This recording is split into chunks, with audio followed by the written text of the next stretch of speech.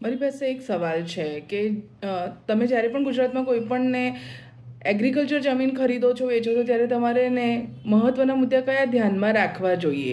Generally દસ્તાવેજ વખતે તો નોર્મલ મુદ્દા ધ્યાનમાં રાખવામાં આવે જ છે, પણ એના સિવાય જે પણ મુદ્દા ધ્યાનમાં રાખવા જોઈએ એ તમારે કેવી રીતે જણાવવા છે.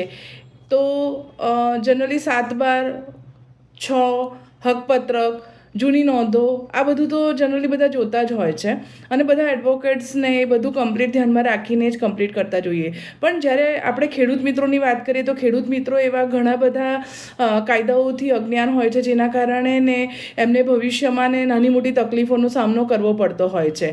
એટલે એક મારા સામાન્ય અનુભવથી હું તમને ને એક મુદ્દાઓ જણાવું છું. આ મુદ્દાઓ પ્રમાણે તમે જો પૂરતી ચકાસણી કરશો તો ભવિષ્યમાં તમને વાંધા આવવાનો ઓછું રહેશે.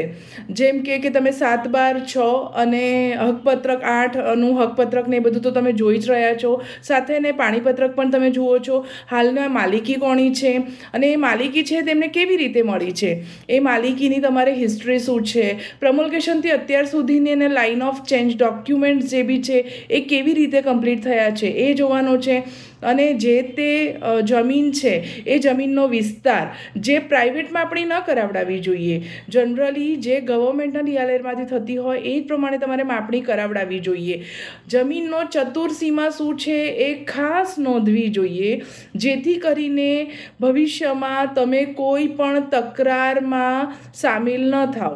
માટે ચતુર્સીમા ખાસ લખવું બરાબર છે. એના સિવાય તમારે સીમખડો, તમારા જમીનના નકશા, સ્કેચ, ટિપ્પણ, માપણી રજિસ્ટરમાં થયેલી નોંધો, જો એ જમીન છે તો એ જમીનમાં હાલમાં બોજા છે કે નહીં, એ બોજાની ટિપ્પણ, એ બોજોને તમે કેવી રીતે કે જૂનો કે નવો જે બી માલિકને બોજો છે એ એણે ભલે એક 50 રૂપિયાનો પણ બોજો હોય, પણ શું એ બોજો એણે મુક્તિ કરાવડાવ્યો છે, બધાની સંમતિથી કરાવડાવ્યો છે. જમીન જૂની શરતની છે કે નવી શરતની.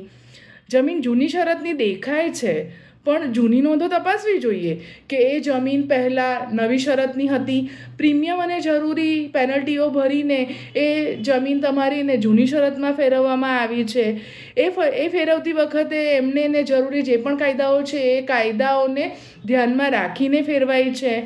પછી એ શરત ટ્રાન્સફર કરી હોય તો એના જે પણ કાયદા કાનૂન છે એનો પ્રોપર એમને ટર્મ્સ ફોલો કર્યા છે કે નહીં. મૂળ પ્રમોલ્ગેશનથી અત્યાર સુધીનું જો કોઈનો કબજાફેર હોય, જેમ કે ગણોતિયાની જમીન કે એવા કંઈ પણ જૂના કાયદા લાગતા હતા, તો એ ગણોતિયાની જમીન એ કબજાફેરની નોંધો કોઈ પણ હોય અને એ પડી હોય તો એ જમીન રિલેટેડ કોઈ પણ હુકમ, ભૂતકાળમાં કોઈ તકરાર થયો હોય, એ તકરારની કોઈ પણ નોંધો હોય તો એ તકરાર, વાદ વિવાદનો શું હુકમ આવ્યો, કેમ લેવામાં આવ્યો, હાલમાં જમીનની સ્થિતિ શું છે, એ વાદ વિવાદ કયા લેવલ પર પહોંચ્યો છે એ તમારે જોવો જોઈએ. તકરારી નોંધોનો ખાસ ધ્યાનમાં રાખવો જોઈએ બરાબર છે. અને બીજું ખાસ કરીને એ કહેવાનું કે જૂની શરતની જમીન છે કે નવી શરતની જમીન છે, પણ ખેડૂત ખાતેદારે એ હંમેશા માટે ધ્યાન રાખવું જોઈએ કે ને જે તે વખતે ખેડૂત ખાતેદારી તૂટતી નથી.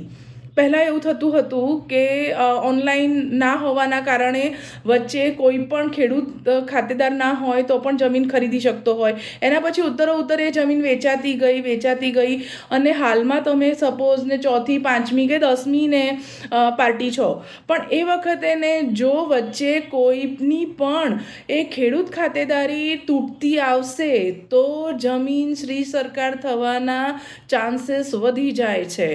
એટલે ખેડૂત ખાતેદારી તૂટતી નથી, આ તમારે ખાસ ધ્યાનમાં રાખવાનું રહેશે બરાબર છે. સાથે નાની નાની વસ્તુ તપાસી લેવી જોઈએ જે જનરલી એડવોકેટની ને ફરજોમાં નથી આવતું, અને છતાં પણ તમે જમીન લેતી વખતે પર્સનલી ત્યાં જમીનનો જઈને જોવી જોઈએ. જમીનનો પાણી નિકાલનો શું વ્યવસ્થા છે. તમને એવું લાગે છે કે સપોઝ ને મૌખિક સંમતિ હોય કે આગળ તો ને અમારે ને આવી રીતે જ થતું હતું કે આ જ રીતે અહીંયાથી જ પાણી નિકાલ થાય છે, ઓળખીતા છે વગેરે વગેરે. ના, પણ પાણી નિકાલ માટેના કોઈ રસ્તા હોય, તમને એ ખબર હોય તો એ પાર્ટીને આ દસ્તાવેજની અંદર પાર્ટી બનાવવી જોઈએ, એની સંમતિ લેવી જોઈએ. આવવા જવાના રોડ, રસ્તા, હક એ બધા હકબંધ છે કે નહીં. ભૂતકાળમાં તો ને જનરલી એવું બનતું હતું કે ને બધું મૌખિક વ્યવહાર થતો હતો અને એ ચાલતો આવ્યો છે. પણ બની શકે કે તમે નવી પાર્ટી છો તો તમને એ હક ક્યાંય લખાણમાં ના હોવાના કારણે રોડ રસ્તાના હક તમારા બંધ થઈ જાય. પછી એના માટે ઉત્તર તમારે એને લડતા રહેવું પડે. એ ખાસ તમારે ધ્યાનમાં રાખવું જોઈએ. એ જ રીતે પાણી લેવા દેવાના. તમારા ખેતરમાં બહારથી પાણી લો છો કે તમારા ખેતરમાં કોઈ કૂવો કે બોર છે એને તમે બીજાને પાણી આપો છો, એવા કોઈ પણ હક કે ને મેળ મિલાપ છે તો એની પહેલાંથી તમને જાણ હોવી જોઈએ. જે જાણ મૌખિક ન હોય એ તમારા માટે મહત્ત્વનું છે.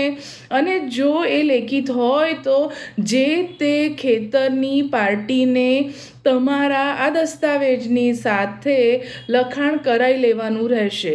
આ તમારે નાની નાની બાબતો ધ્યાન રાખીને જો જમીન ખરીદવામાં કે વેચવામાં આવે તો મોસ્ટલી તમે કાયદાકીય ઉલઝનોમાંથી બચી જાઓ છો. આશા છે એડવોકેટ તૃપ્તિ શાહ તમને ખેડૂત મિત્રોને પૂરતી માહિતી આપવામાં સફળ રહી. આવી કોઈ પણ માર્ગદર્શન હોય તો તમે અમારો અચૂક સંપર્ક કરી શકો છો.